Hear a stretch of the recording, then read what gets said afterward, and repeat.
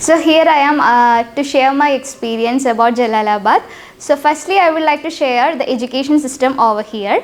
So here we have a foreign faculty teachers. Foreign faculty means we have teachers from India, Nepal, Sri Lanka, Bangladesh. So the main advantage is that student can easily understand the classes, and if they have any doubt they can clarify in their own language. On the other hand, let me tell you about the campus and hostel. First of all, in hostel we have a really comfortable ambience and good atmosphere.